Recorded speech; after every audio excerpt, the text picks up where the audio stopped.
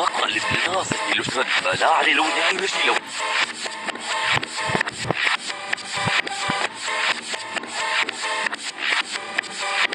هذا الرفض في القصر الحور.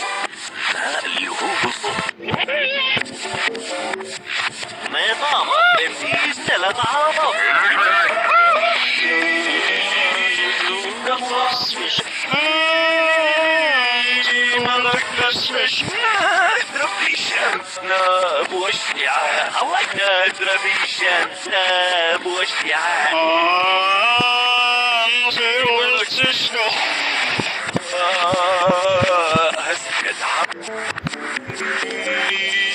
وانا معك